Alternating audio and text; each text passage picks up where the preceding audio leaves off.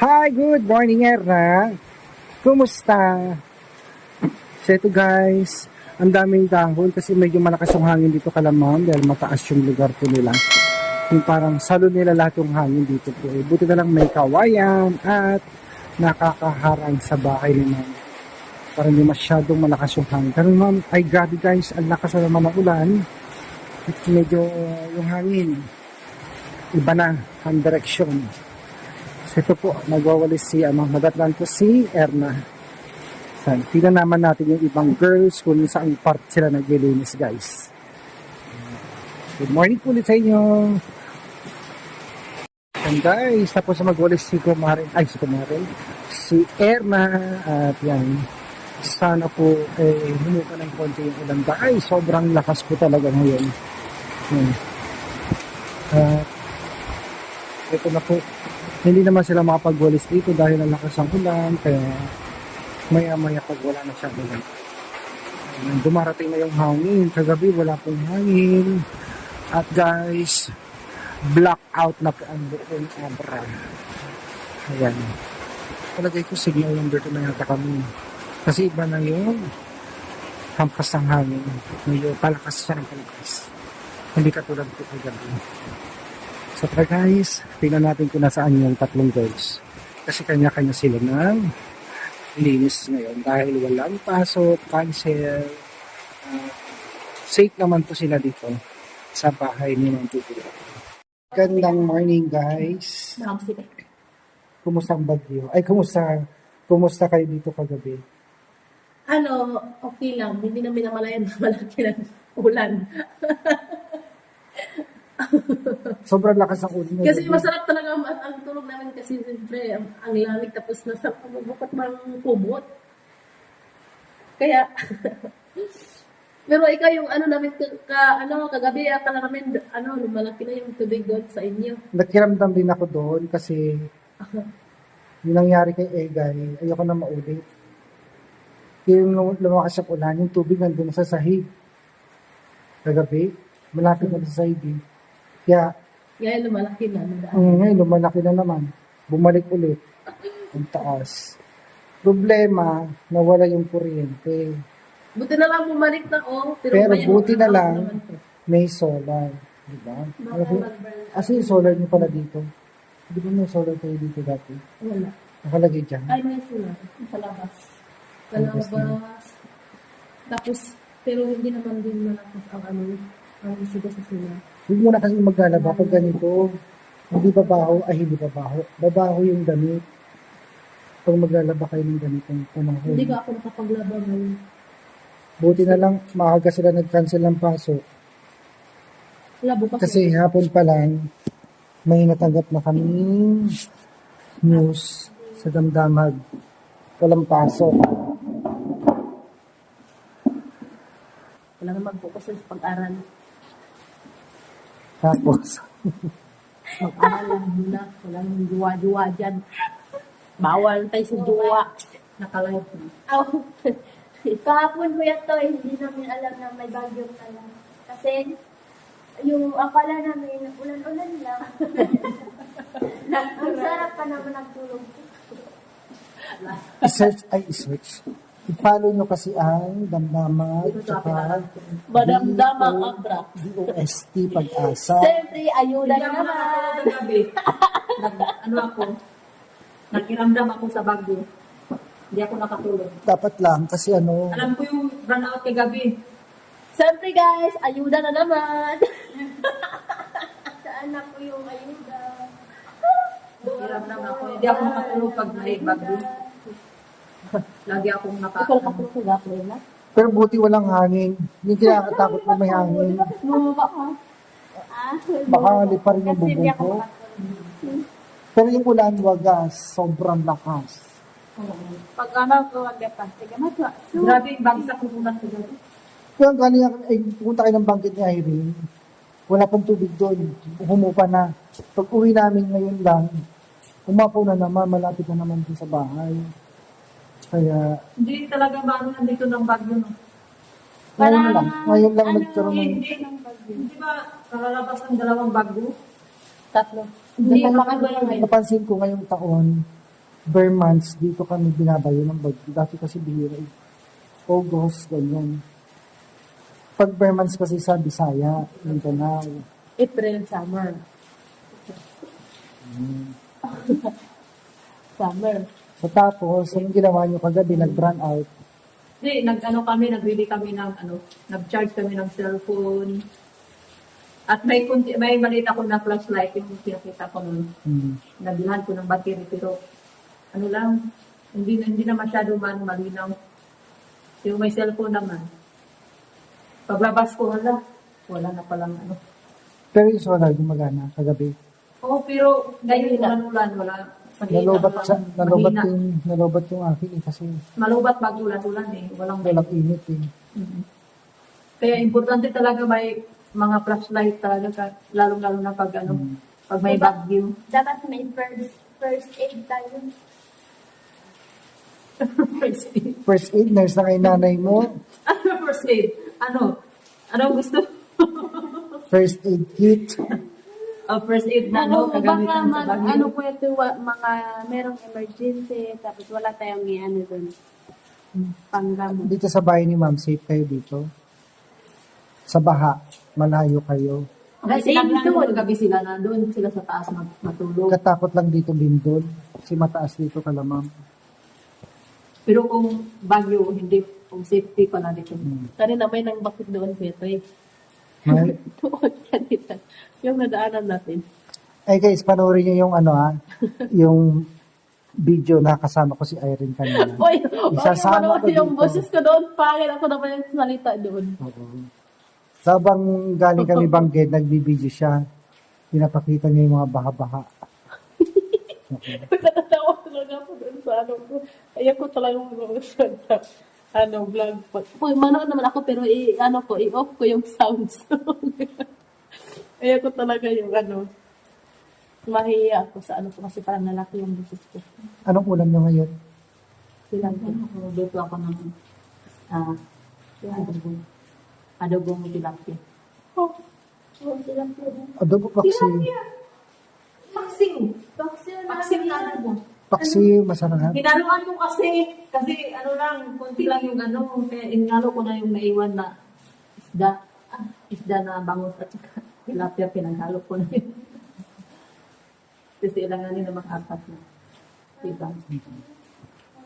Ang nakain mo, bangus. Wala ka. Merong bangus parang tilapia. Bangus parang tilapia. Ayan guys, dito na tayo sa sa Calaba Bridge. Punta kami sa Ibabaw, tingnan natin yung baba. Pakita mo sa mga babayan natin, Irene. Yan, tingnan nyo mga kababayan. Lakas ang ulan. Lakas ang ulan talaga dito. Sobrang laki ng tubig. Marami ng babakwit. Mga tao, hala. Pakita mo dyan. Yan, umapaw na sa bridge. Dito din natin sa taas. Yan, Mabasa na yung sundado. Mabasa na yung sundado. Yan. Irene. yan kababayan. Yan, mga kababayan. Irene, mabasa. Hindi yan magbasa, Tumutuloy Yan, dyan. mga kababayan. Sobrang laking tubig. Malaki. Yan. Mabasa. Nagsira.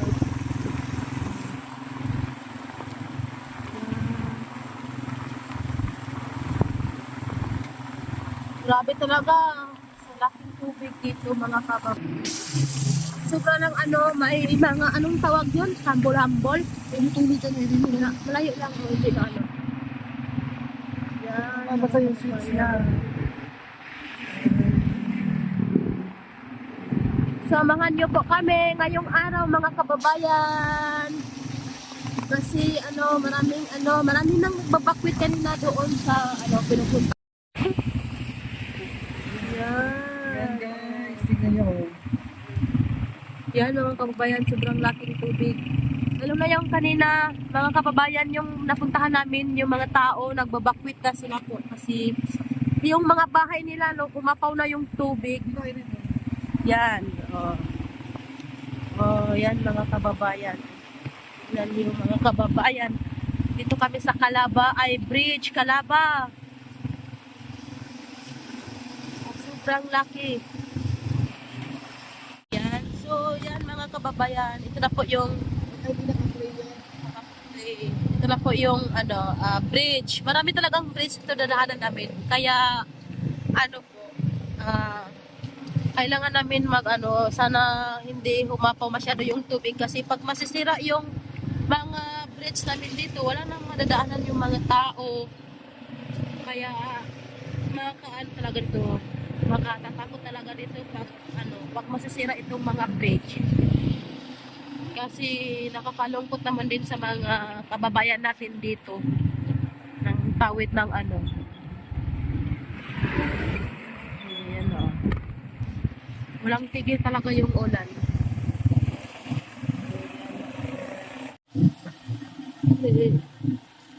Grabe, walang tigil ang ulan kahapon pa. Ay, nung isang araw pa hanggang kahapon, hanggang ngayon, walang ito talaga yung ulan. Kaya, naglalakad lang ako mga kababayan, walang chinilas. Tingnan nyo yung kasi akala ko kanina may chinilas na ako, wala pala. Kaya, iba talaga rin mga kababayan sa Abra kasi ang mga tao dito alert. Gustong-gusto ko talaga yung ditong lugar nila na Abra kasi yung mga kunsihal at saka yung mga presidente nila dito. Kasi kahit na maganda talaga pagka-manage yung lugar nila dito. Kasi pag may bagyo, alert sila. Kaya sobrang dito.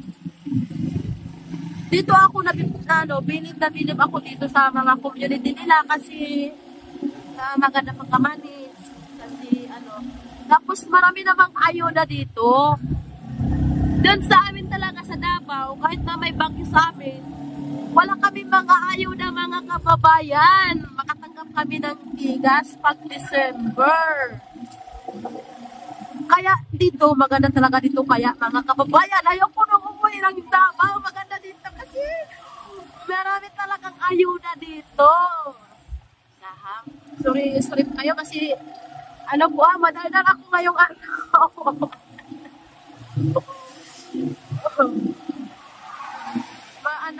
yung isang araw nakatanggap kami ng ayuda na naman. Ay, hindi, yung nakaraan pa lang na week, nakatanggap naman kami. Marami kaming natanggap na coffee, bigas, tapos bagoong. Kasi mga kababayan doon sa amin, sa Davao, walang bagoong. Hindi ko nakikita yung bagoong doon. Pero dito, masarap yung nila dito, bagoong. Kaya, dito ko na po na yung mga bagoong na marami.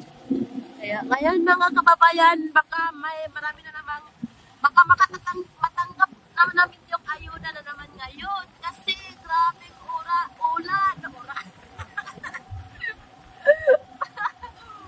Maraming dito, ang lakas ng ulan mga kababayan, tingnan nyo. Walang tigil talaga. Kaya kanina, yung mga tao nag-backpit na sila, yung mga motor nila, kinarga na nila sa sasakyan nila, saka yung mga bike nila, mga bata. Kasi yung nila, umapaw na yung tubig. Kaya nawa ako sa kanila. Kanina, nakatigil lang kami na sila naanan namin. Kaya, ngayon naman, bumuhos naman yung malaking ulan. Sana nga, ulan lang, walang hangin. Kasi pag may hangin, matutumba talaga yung mga poste. Kaya, sana hindi tayo hindi hangin at uulan lang.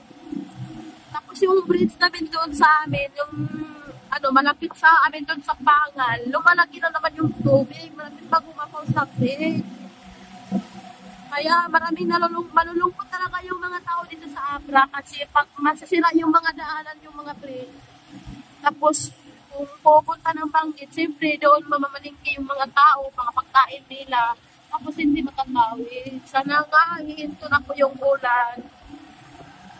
At ito na po mga kababayan, sana po, supportahan po natin ang channel ni Kuya Tutoy Vlog and Tita Pibilab Channel. Sana po hindi po kayo magsawa sa panunood sa channel ni Pibilab Vlog.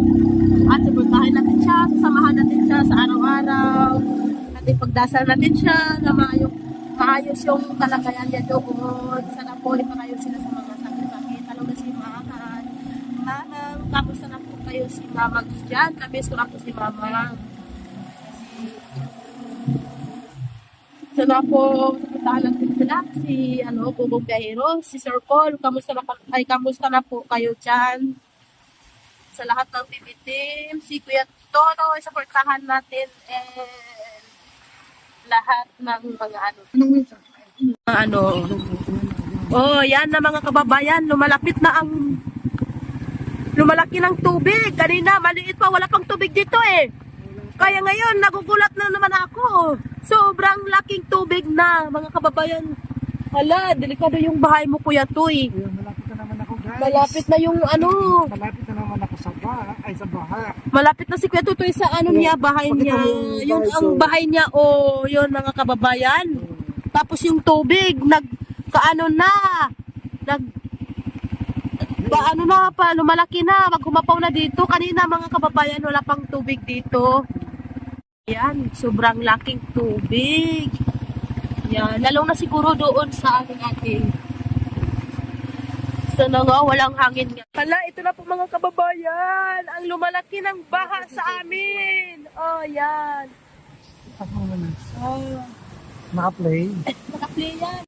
Ito na yung tubig, malapit na po dito sa tulay. Ito yung nagdudugtong ng Bulbulala at Tuon, guys. Ayan po, ang laki ng tubig. So maapaw na siya. Ito naman sa baba. Kasama ko pa rin guys si Maring Irene. So nag-ikot-ikot kami sa mga tulay at ilog dito sa Bandang Ata. Yung naabot lang po namin guys. Kasi yung ibang part medyo malayo na. So ito yung inabangan ko. Baka mamaya umapaw din sa bahay. Yan, ang laki-laki na guys. Ayan. So tingnan natin mga babayan. No? Sana po hindi siya masyadong lumaki. Para hindi po ako maabot ng tubig sa bahay ko. So tara na Irene! Ayan po guys. Mga babayan, ang lakas ng agos po. Ayan, tingnan nyo sa ibabaw.